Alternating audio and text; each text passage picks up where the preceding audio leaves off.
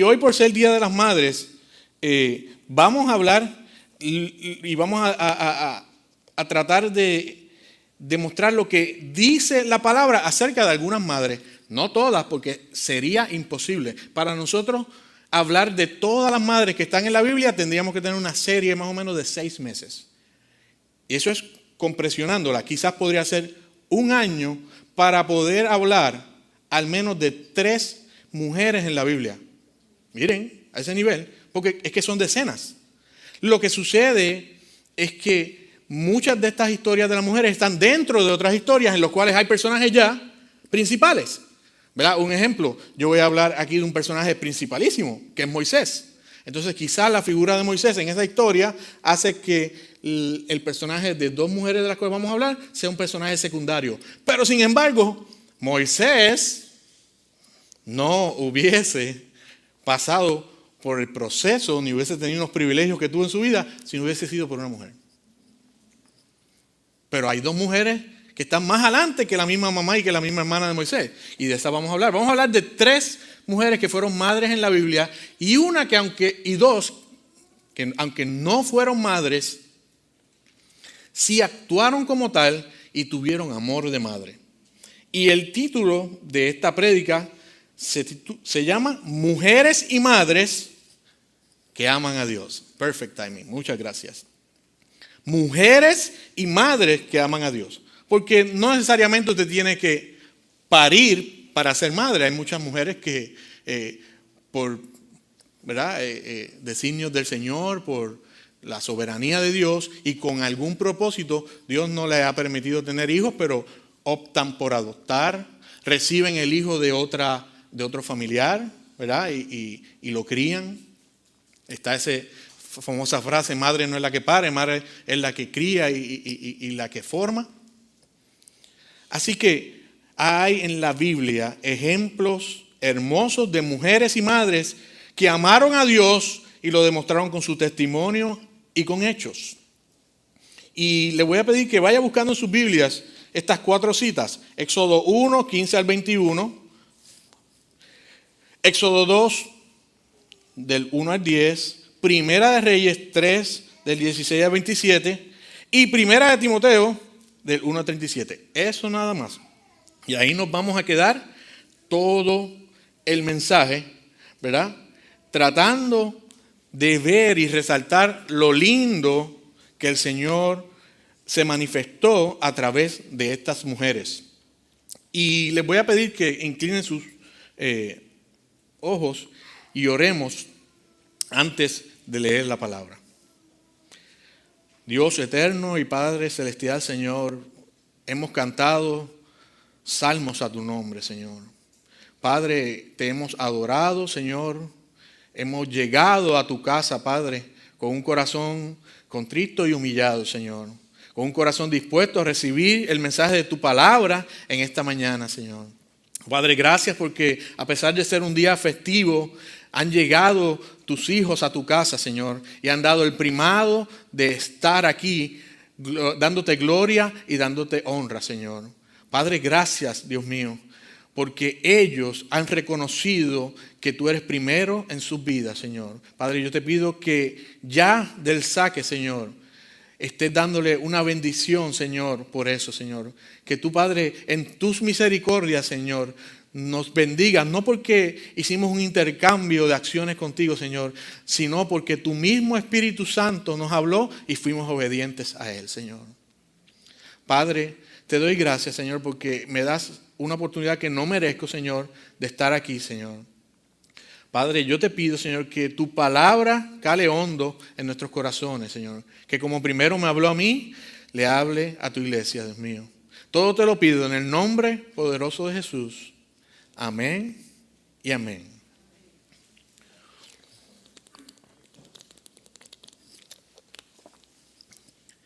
Busque en sus Biblias el primer relato que vamos a compartir en esta mañana. Y se encuentra en el libro de Éxodos. Y curioso que el libro de Éxodo, un libro, ¿verdad?, que trata acerca, ¿verdad?, de la travesía que el pueblo iba a tener y el proceso que tenían que pasar antes por ello, empieza de saque hablando de mujeres. Miren qué cosa. Hay gente que le ha dado, ¿verdad? Hay gente que es enemiga de la iglesia, que le ha dado una connotación a la Biblia de que la Biblia es antifeminista o que en la Biblia no se resalta la figura de la mujer, cuando eso es una premisa totalmente falsa. Es falsa. Lo que sucede es que los enemigos de la iglesia y los enemigos de la palabra van a tratar siempre de buscar ¿qué? Faltas en la palabra. ¿Para qué? Para obstaculizar el ministerio de la palabra. Entonces siempre el enemigo ha tratado de buscar, de decir, no, el pueblo hebreo sí le daba preponderancia al hombre. El pueblo hebreo. Estamos hablando de una cultura y un grupo de personas en específico que en los tiempos, ¿verdad? Estamos hablando hace unos cuantos miles de años, 2000, 3000, 4000 años. La cultura hacía un enfoque hacia que el hombre era el jefe del hogar, el patriarca del hogar, porque el jefe era el que salía afuera, era el que se arriesgaba yendo a la casa, a hacer casa, ¿verdad? Porque no era como nosotros que vamos al supermercado y ya el steak está picadito ahí en una chuletita, ¿verdad? Eso es bien fácil. Pero cuando usted mira aquellos tiempos, si usted no se levantaba de la mañana temprano a cazar, para tratar de encontrar un animal que estuviese durmiendo tranquilito, usted no iba a tener la oportunidad. Así que, tenemos por ahí, tenemos 4, podemos mover la cámara, no hay problema. Allí, mover la cámara para el lado. Y nosotros podemos hacer una comparación del contexto de aquel tiempo y ver de que no era lo mismo. La figura del padre era necesaria. Por eso la palabra nos dice que hasta la verdadera religión, ¿cuál es? Es atender a las viudas. Que la verdadera religión es atender a esas mujeres que están desamparadas. ¿Por qué? Porque la Biblia es muy específica en eso. Eran unos tiempos y ahora son otros. Y nosotros como iglesia debemos entender eso. Hoy día, si la esposa tampoco trabaja, pues la entrada de dinero no es suficiente, ¿verdad? Para sustentar todas las necesidades que hay. Hoy en día, si la mujer, que de hecho la mujer trabaja más que el hombre, porque la mujer trabaja en el hogar, es administradora del interior del hogar. Si es administradora de afuera, dele una, ¿verdad? ¿Cómo diríamos? Un escarmiento a su esposo también, porque tras que si la pone a limpiar adentro, pues entonces se pone la mujer tiene el rol de ser administradora de dentro del hogar, velar por la salubridad del hogar, velar por el alimento, pero también ahora tiene una necesidad que es ir afuera y trabajar. Y eso es algo de la época moderna, eso antes no pasaba. Y por eso se le daba más preponderancia, por eso se ponía la figura del hombre, porque el hombre tenía que ser el suplidor por completo de lo que era la familia. Entonces, la palabra, básicamente en cada libro de la Biblia, nos resalta la figura de la mujer. Y eso es lo que yo quiero, al menos en estas 4 ocasiones, que usted vea, que usted valore y nosotros los varones entendamos, ¿verdad? Y comprendamos que Dios lo quiso así y nosotros tenemos que asimilarlo. Nosotros tenemos que entendernos y que salga de nuestra mente todo pensamiento machista, todo pensamiento de superioridad, porque delante del Señor nosotros somos iguales. Ahora, sí, y esto lo hemos hablado en las conferencias que hacemos con los sábados de hombres, ¿verdad? Que siempre se trae un mensaje en el grupo de hombres, y es que el hombre es el sacerdote del hogar y el hombre tiene que velar y ser el proveedor número 1. No es la mujer la que tiene que ser la proveedora del hogar, es el hombre, y esa responsabilidad fue dada al hombre. Un hombre no puede recostarse y ¿qué? Y decir, no, que trabaje ella y yo me quedo en casa viendo Netflix. No, eso no puede ser así. El hombre tiene que asegurarse de ser el proveedor, brindar seguridad económica, brindar seguridad social, brindar seguridad alimentaria. Y la primera de todas, espiritualidad en el hogar. Si hay algo que está ocurriendo en el hogar que va fuera de lo que es la espiritualidad de una familia cristiana, el hombre tiene que ser el responsable primero de velar por esa espiritualidad. Si lo dejó a la esposa, ya falló. Le tocaba a él primero. Y él tiene que velar porque la espiritualidad de la casa sea, ¿verdad? Prioridad. Así que vamos a ver estos ejemplos hermosos que el Señor nos da de la palabra y comprender que no está ahí escrito algo sin ningún propósito, que hay un propósito hermoso en que Dios nos presenta en la palabra mujeres que fueron inspiradas por el mismo Dios y actuaron bajo la voluntad del Señor. Vamos a buscar en la primera cita que tenemos de Éxodo 1, del 15 al 21.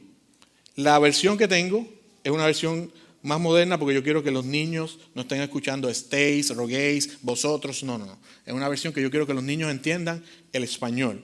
Pero usted la va a poder seguir allá porque no está, ¿verdad?, completamente cambiada del todo. Es la Nueva Biblia de las Américas. Y dice: entonces el rey de Egipto habló a las parteras de las hebreas, una de las cuales se llamaba Shifra y la otra Púa o Puá, pues depende de la versión.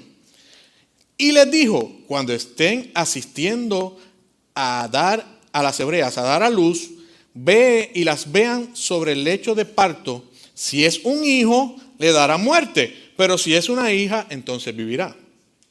Pero las parteras temían y reverenciaban a Dios, y no hicieron como el rey de Egipto les había mandado, sino que dejaron con vida a los niños.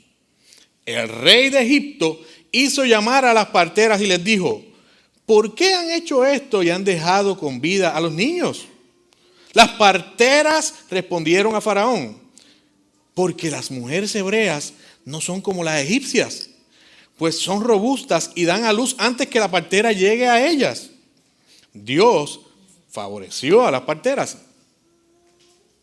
Y el pueblo se multiplicó y llegó a ser muy poderoso. Y por haber las parteras temido a Dios, ¿qué hizo Dios con las familias de las parteras? Obedeciendo a Dios, es el primer punto. Y haciendo lo que Dios nos indica, ¿qué hacemos? Caemos en la bendición de la prosperidad. Y yo no estoy hablando de una falsa prosperidad aquí, de que usted dice: tengo 1 millón aquí y aparece 1 millón acá. No, eso es una falsa prosperidad. Tener 1 millón resuelve muchas cosas, pero no tener 1 millón no resuelve mi salvación. La prosperidad que el Señor está hablando aquí es que serás próspero en todo. Todo lo que haga tu familia va a tener prosperidad. Y el dinero es una de ellas. Pero dice aquí que por ellas haber temido a Dios, Él prosperó ¿a quién? A sus familias. Y esa es la primera enseñanza que el Señor nos está diciendo. Que estas dos mujeres, que miren, si quieren ponerle nombre a las hijas, Shifra. ¿Quién quiere ponerle nombre a ella? Y la otra, Púa o Puá. ¿Cuál es mejor, Púa o Puá? ¿Cuál? Puá, con el acento, yo estoy contigo. Así que esos nombres están bonitos. Y miren, yo creo en este asunto de los nombres en la palabra. Cada nombre tiene un significado. Probablemente tiene que ver con que esas personas iban a ser prósperas y por eso se llamaban así. Así que podríamos después buscar qué significa Shifra y Puá, porque ahí el Señor le dio la bendición ¿de qué? De la prosperidad. Así que el Señor, ¿verdad?, tiene propósitos para todo. Así que aquí está la primera enseñanza. ¿Y cuál es el punto que queremos ahora resaltar como un punto social? Ya hablamos del punto espiritual. Los egipcios se estaban multiplicando, los hebreos se multiplicaban allí en Egipto. Y ya había más hebreos que mismos egipcios. Ellos los trataban mal, les duplicaban el trabajo, los latigaban, le daban más que agua. Sin embargo, los hebreos se hacían más fuertes. Sin embargo, se multiplicaban más. Llegaron solamente 70. Recuerden, ¿verdad?, que cuando Jacob, con la tribu, ¿verdad?, los que llegaron fueron 70 nada más y se multiplicaron a nivel de ser más la población de hebreos que la población de egipcios. Y ahí cuando el rey las llama a Shifra y a Púa, que eran las dulas, las enfermeras. Doulas viene del griego, ¿verdad?, a ayudar a parir.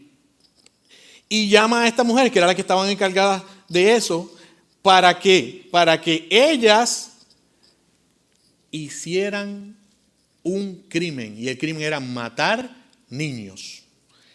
Hoy día los niños están en una amenaza. La primera amenaza es en el vientre. Porque estamos viviendo en una nación en la cual, no importando, el año pasado ya se aprobó una ley en contra del aborto, ahora se está aprobando otra para enviar pastillas por correo. Como pudieron eliminar el aborto en los estados que no querían el aborto, hay unos estados que son liberales y otros que son conservadores.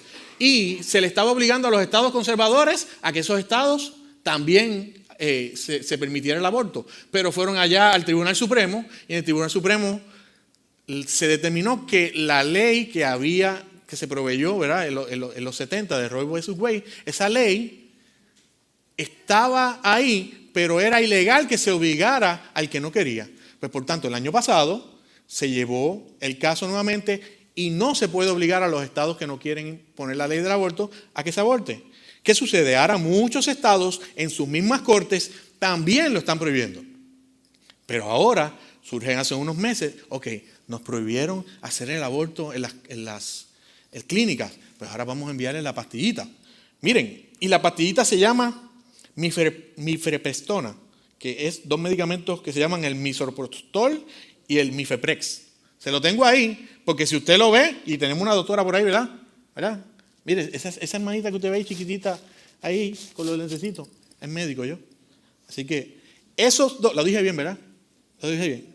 Esos 2 medicamentos, una mujer lo toma en los primeros, ¿verdad? Semanas, ¿verdad? ¿Puede ser? Primeras 20 semanas. ¿Y qué pasa? Y el niño, ¿verdad?, es expulsado de una manera, ¿verdad?, química. Y eso es triste, porque ya una persona puede venirlo por correo y eso llegarle. Entonces se le está facilitando para que hayan aún más abortos sin estadística, más abortos en la casa. Eso es peor aún que ir a una clínica, porque no pueden morir mujeres en su propia casa. Así que miren lo feo de esto. Pero ¿qué pasó? Vino uno bien inteligente y dijo que hace 150 años, eso fue en el año 1873, se empezaron a enviar medicamentos, y eso se llama la ley Comstock. Esa ley era una ley que permitía enviar medicamentos por correo, pero si esos medicamentos estaban en contra de la ley, no se pueden enviar. Y este hombre, que se llamaba Comstock, era un cartero, y cuando él se daba cuenta de que ese paquete tenía medicinas que eran malas, él no las entregaba. Siempre hay un cristiano ahí, de verdad. Siempre hay un cristiano de verdad.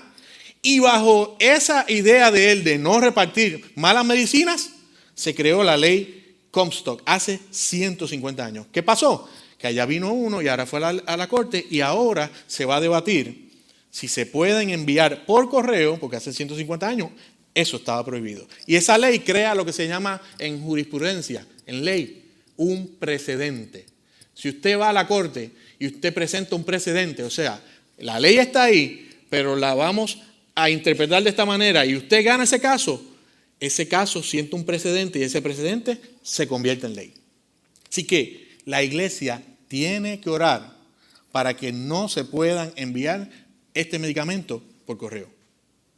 Eso es la asignación que le doy con este primer punto. La iglesia tiene que orar para combatir eso.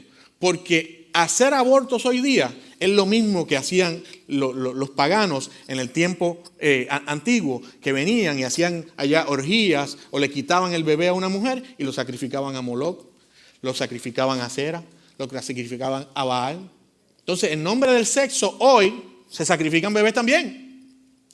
Pero siempre va a haber un Comstock.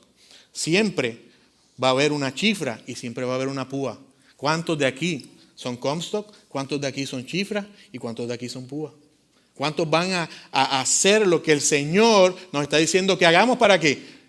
Para que la sociedad entienda que Dios es pro vida, Dios no es pro muerte. Estas mujeres fueron las primeras activistas en la historia pro vida. Porque no siguieron las reglas del gobierno ¿de qué? De que teníamos que matar niños. Y fueron en contra del gobierno. ¿Y qué? Fueron pro vida en vez de ser pro muerte. ¡Qué lindo! ¿Habían escuchado de chifra y de púa? Levante la mano el que había escuchado de chifra y de púa. Levante la mano. Muy bien. Noemí allá. Es que pues esos discípulos de Cristo enseñan mucho. Noemí es de los discípulos de Cristo y María Esther también, ¿verdad? De los discípulos de Cristo. Y Pepe también y Mary eran discípulos de Cristo. Así que Shifra y Púa son un ejemplo de nosotros a seguir como mujeres. Y nosotros los hombres nos debe dar vergüenza que nos quedamos callados en estos temas del aborto. No, seamos pro vida, porque Dios quiere que sus hijos y su linaje, el linaje suyo, continúe. Porque si su linaje no continúa el legado de la palabra del Señor. Así que está en usted que usted continúe ese legado y usted sea provida. Así que la mujer de Dios, aunque no sea madre, es provida.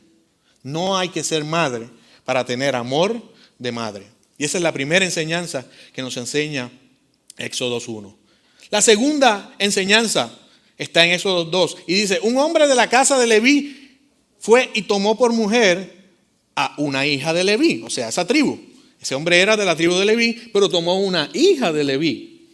Y la mujer concibió a luz un hijo. Viendo que era hermoso, lo escondió por 3 meses. Pero no pudiendo ocultarlo por más tiempo, tomó una cestilla de caña de papiro, ¿verdad? De paja, y cubrió con asfalto y brea. Entonces puso al niño en ella y la colocó entre los juncos a la orilla del Nilo. La hermana del niño se puso lejos para saber qué sucedería. Cuando la hija de Faraón bajó a bañarse al Nilo, mientras sus doncellas se paseaban por la ribera del río, vio la cestilla entre los juncos y mandó una criada suya para que la trajera. Al abrirla, vio al niño y oyó que el niño lloraba. Le tuvo compasión y dijo: este es uno de los niños de los hebreos. Entonces la hermana del niño dijo a la hija del Faraón: ¿quiere que vaya y llame a una nodriza de las hebreas para que críe al niño? La mujer de Dios, ¿qué es? Astuta. ¿Y qué? Sí, ve, respondió la hija del Faraón. La muchacha fue y llamó a la madre del niño. Y la hija del Faraón le dijo: lleva a este niño y críamelo y yo te daré salario. O sea que estaban pagando por criar al mismo niño. ¿Qué estaba haciendo ya? Prosperando. ¿Por qué? Porque amaban a Dios, porque obedecían al Señor. Estaban nuevamente prosperando una mujer, porque la mujer era obediente a Dios. La mujer tomó al niño y lo crió. O sea, le pagaron por criar a su propio hijo. Es que el Señor está fuera de liga. El Señor te paga por criar a tu mismo niño. Eso es increíble.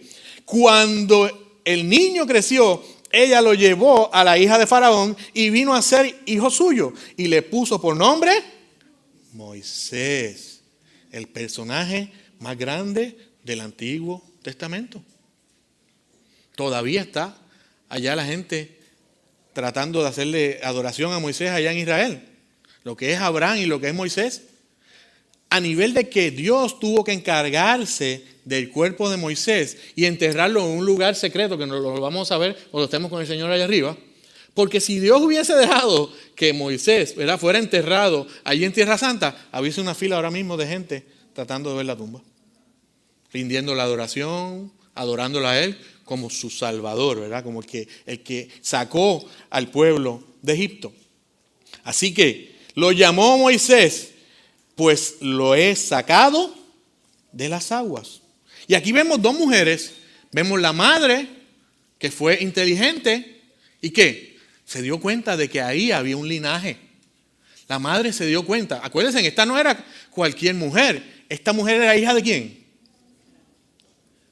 Entonces, en el caso de la mamá de Moisés, ¿era hija de quién? ¿Y de qué tribu venía?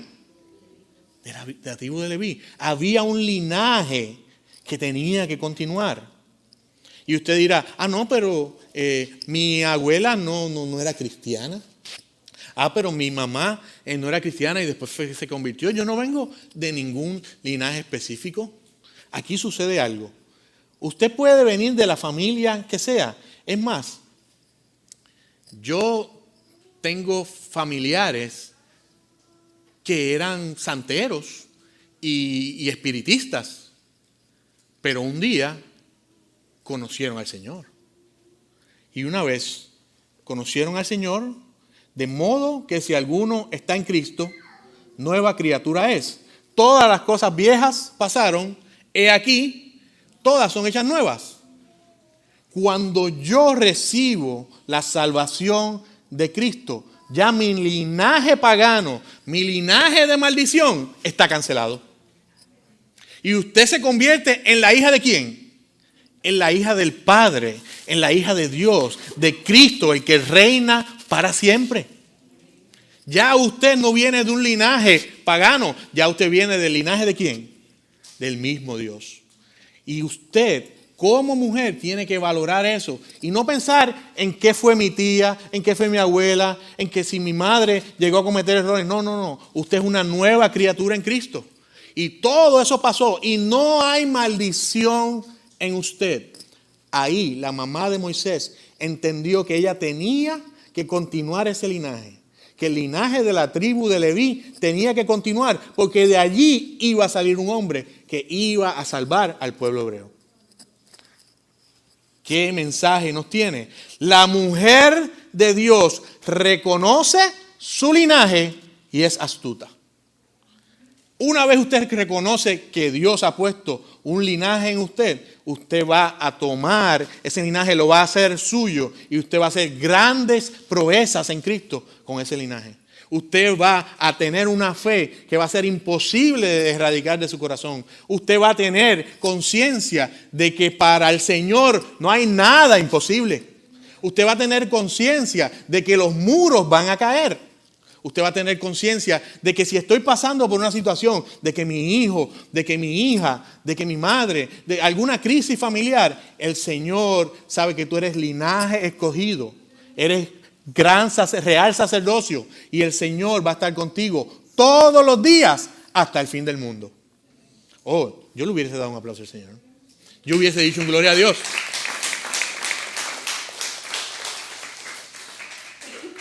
Me puede interrumpir alabando al Señor.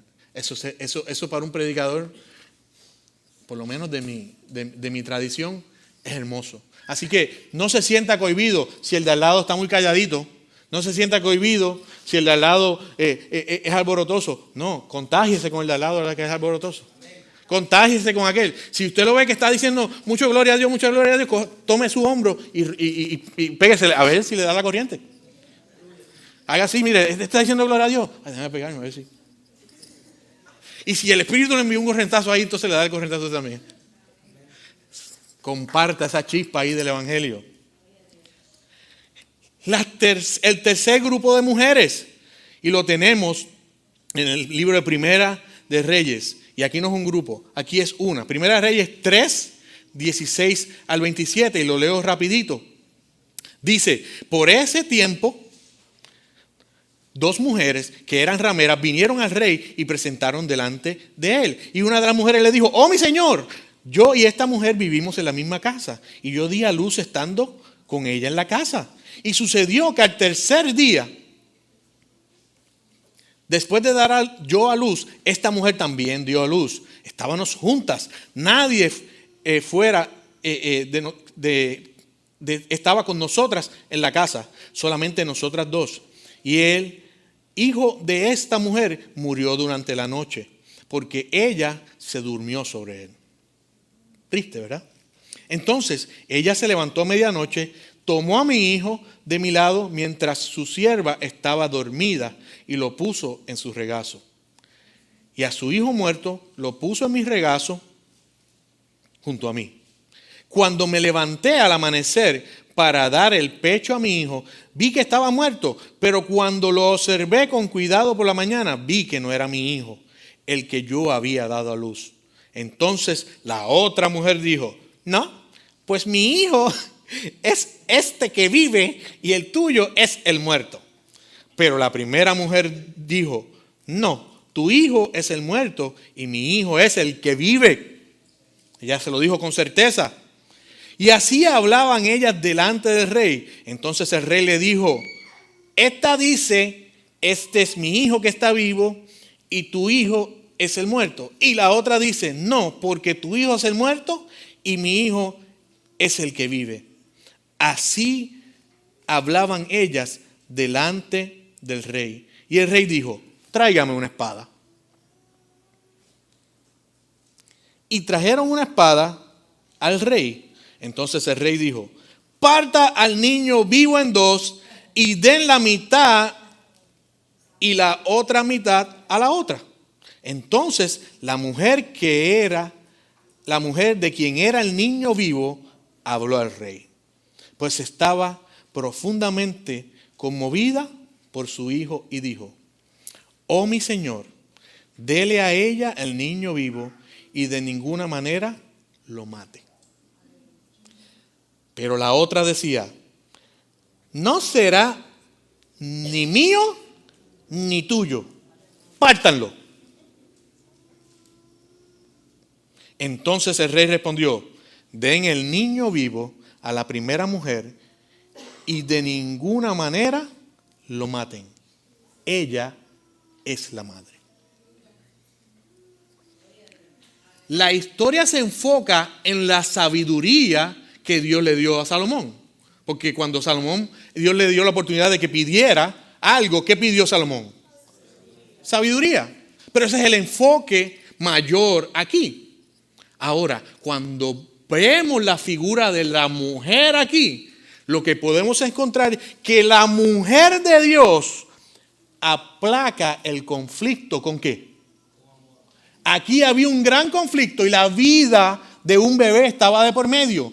Pero como esa vida tenía un valor y ella estaba consciente de que ese era su niño y ella amaba a su niño, ella prefirió darle ese niño a la otra y que el niño permaneciera vivo. Y aquí el mensaje es para la mujer. El de nosotros es en junio.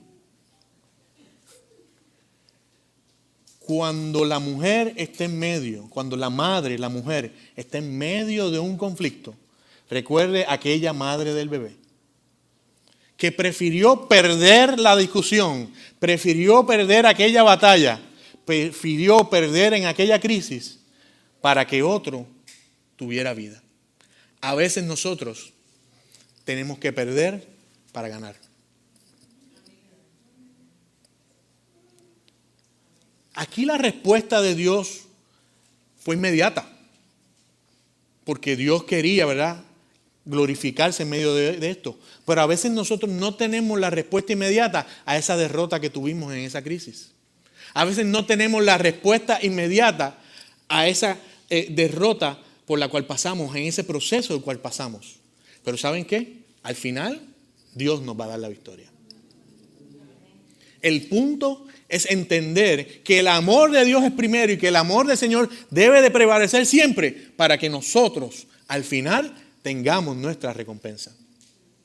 Y ese es el ejemplo hermoso que encontramos en una de las rameras. Y eso que era ramera pero tenía un corazón limpio, tenía un corazón puro, un corazón acuerdo con el corazón de Dios. Así que, ¿qué nos está diciendo el Señor? La mujer de Dios aplaca el conflicto con amor. Y el último ejemplo, se lo dije que hoy venía, yo se lo dije a Oscar, que esto era media hora hoy. Dice la palabra del Señor en el libro de Timoteo, y anote esas 4 citas para que usted se la envíe a su amiga, se la envíe allá a su tía, a su abuela, a su suegra. ¿Cuántos aman a la suegra? Levante su mano el que ama a la suegra. Okay, el que no levantó la mano, yo entiendo que es que todavía no tiene o que la suegra pues ya está con el Señor. Pero todos tenemos que amar a las suegras. Yo veo a Oscar ahí riéndose, pero yo veo a Nidia seria allá. ¿Qué pasó? ¿Todo está bien? ¿Todo está bien? Sueño que está. Ahí está riéndose. Usted arregla después. No son bromas. Esos dos, miren, eso es. Ella le hace y todo, le hace mangú y todo, todas las mañanas y todo con bacalao y huevo, ¿verdad? Sí. ¿Cómo es?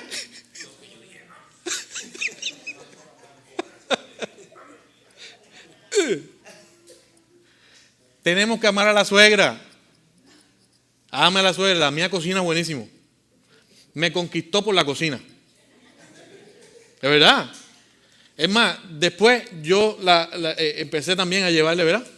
Llevaba pan, llevaba pizza y eso para que ella no cocinara, pero yo era para que ella después me hiciera comida a mí.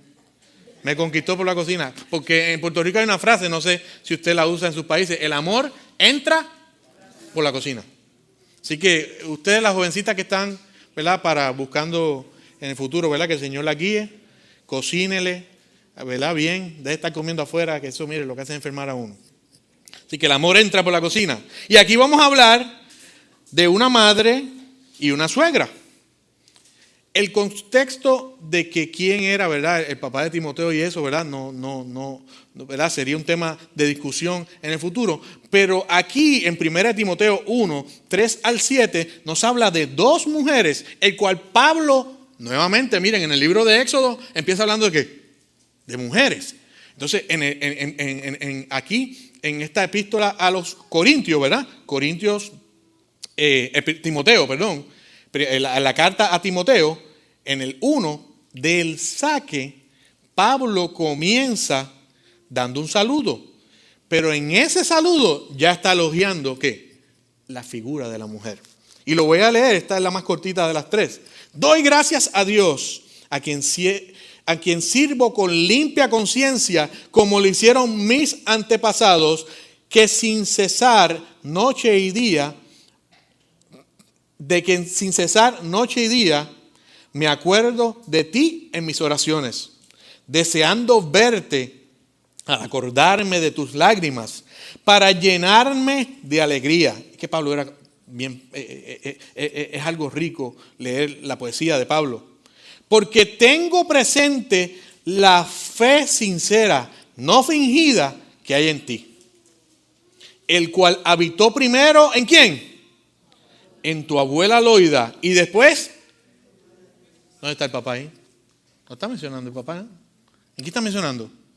A dos mujeres que eran de Dios, que amaban la palabra de Dios, y fueron, como quien dice, el instituto bíblico de Timoteo. Aquellas mujeres fueron las que lo inculcaron en la palabra. De hecho, aprendí con un maestro, puede buscarlo, se llama Samuel Sullivan. Celi también tuvo el gusto de sentarse a escucharlo. Samuel nos explicó en una ocasión que Jesús llega a los 12 años a la sinagoga, ¿verdad?, a hablar con los maestros, porque no lo podía haber hecho antes. Era a los 12 años que podía llegar allí. Yo me imagino que Jesús estuvo de niño desesperadísimo porque llegaran los 12 años para cumplir con la ley y ¿qué? Y poder entrar a corregir a todos aquellos que lo que tenían era la Biblia torcida. Así que antes de los 12 años, y yo no estoy enseñando aquí judaísmo, no estoy enseñando judaísmo. Lo que estoy enseñando es que los niños no entraban a la sinagoga, los niños se educaban en casa. A los 12 años ya los niños se tenían que saber los primeros 5 libros de la Biblia. Eso se llama la Torá. Hay 3 partes en el Antiguo Testamento, ¿verdad? Y eso un día lo vamos a hablar, ¿verdad? La Torá, el Ketubín y el... Kiko, ¿cuál es el tercero? La Torá, Ketubín y... Está la Torá, están los profetas y están los... Nilim, ¿verdad? ¿Cuál es? Neviín. Esas 3 partes. Pero por lo menos la Torá, que eran las primeras 5, había que saberla. ¿Por qué? Porque era requisito y era la costumbre del pueblo. Por tanto, estas mujeres cumplieron con lo que se le había encomendado allí, que ese muchacho estudiara la palabra del Señor a nivel de que hoy era discípulo del apóstol con más libros en la palabra, del apóstol el cual nosotros tenemos la mayoría de la doctrina bíblica que nosotros leemos. O sea, Timoteo no era cualquier estudiante, Timoteo era el mejor estudiante de Pablo. Y Pablo fue el mejor estudiante ¿de quién? De Gamaliel. Bueno, Jesús tan pronto lo paró allí en el caballo, ya se convirtió en su mentor oficial. Pero estamos viendo que aquí hay una secuencia. Gamaliel, que era un gran maestro, le enseña a Pablo. Y Pablo, que era un super maestro, le enseña ¿a quién? A Timoteo. A nivel de que Timoteo se convierte en un líder también de las iglesias. ¿Y qué nos está diciendo aquí? hubo una interrupción de hombres, ¿verdad? Gamaliel, Pablo, Timoteo. Gamaliel, Pablo, Eunice y Loida y Timoteo. Estas mujeres rompieron patrones que estaban establecidos. No patrones que son doctrina bíblica, sino patrones de tradición. ¿Por qué? Porque se encargaron de hacer un super ministro para que el apóstol con más doctrina bíblica se encargara de él y lo convirtiera en un pastor destacado en la palabra.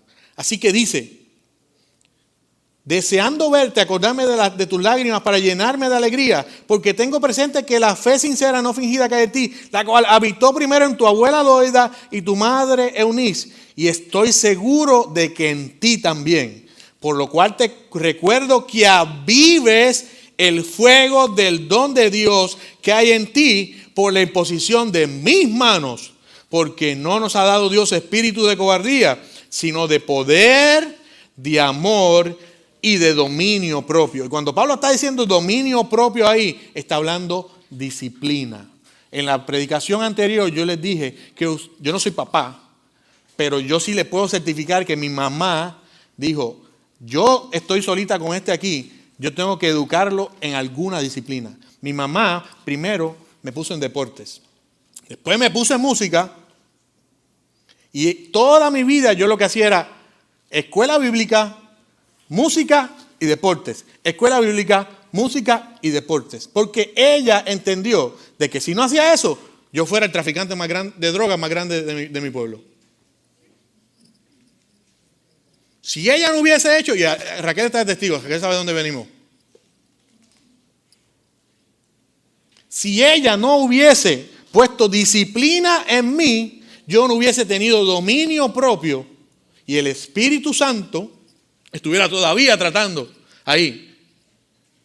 Porque quizás yo fuera un traficante, fuera un matón. Pero cuando una madre obedece al Señor y sigue eso que dice, instruye al niño en su carrera. Y cuando será grande, no se apartará de él. No es que haya imposibles para el Espíritu. No. Es que a veces se la ponemos más larga al Espíritu. ¿Por qué? Porque desobedecemos lo que dice la palabra. Entonces, ahí. Es como cuando hablábamos en la clase de discipulado del miércoles. Es más fácil cuando un cristiano que viene del mundo se convierte que cuando un cristiano se convierte, se aparta y después volverlo a restaurar. El proceso de restauración es peor. Pues por tanto, vamos a hacerla fácil. Vamos a enseñarle a ese niño. Vamos a disciplinarlo ¿desde cuándo? Desde pequeño. Biblia, deportes, arte. Si usted usa esa fórmula, le aseguramos que ese niño no se va a apartar del Señor. Pero es necesario. Y por eso Timoteo fue un joven formado a nivel de que estuvo, ¿verdad? Como mentor a Pablo, porque tuvo dominio propio. Fue inculcado en la disciplina del estudio de la palabra. Para cerrar, Dios reconoce y bendice a la mujer y a la madre que lo ama. Y uno de los libros más espectaculares de la Biblia, para mí es los Proverbios. Porque si usted se lee los Proverbios completos, usted va a tener la facilidad de tomar decisiones, ¿verdad? De hecho, es un libro que guía a la persona individual a la toma de decisiones, que te enfrenta a situaciones y te da las soluciones. Y de ese gran libro de los Proverbios finaliza, mire, Éxodo empieza, 1 Timoteo empieza, pero el libro de los Proverbios finaliza elogiando a la mujer. Mire lo que dice en Proverbios 31, 28 al 31. Y esto es una partecita nada más. Todo habla de la mujer. Dice el 28, se levantan sus hijos y la llaman bienaventurada. Y su marido también la alaba. Muchas mujeres hicieron el bien, mas tú sobrepasas todas. Engañosa es la gracia y vana la hermosura. La mujer que teme a Jehová, la mujer que teme al Señor, esa será alabada. Darle del fruto de sus manos y alábenla en las puertas de sus hechos. El gran libro de los Proverbios termina elogiando a esa mujer que ama a Dios. El libro de los Proverbios que le habla a los jóvenes, que le habla a los niños, que le habla a los hombres, termina elogiando la figura de la mujer, porque Dios sabe que todo hombre nació ¿de dónde? Esto es como que la gallina o el huevo. ¿Qué vino primero? ¿Qué vino allá primero? ¿La gallina o el huevo? Ahí está, ¿verdad? Ahí tenemos. Sí, tuvo que ser la gallina porque no hay manera, ¿verdad?, de crear el huevo. Así que Dios le da un orden a lo que tiene que darle orden, y Dios levanta la figura de la mujer y le da la importancia que le tiene que dar.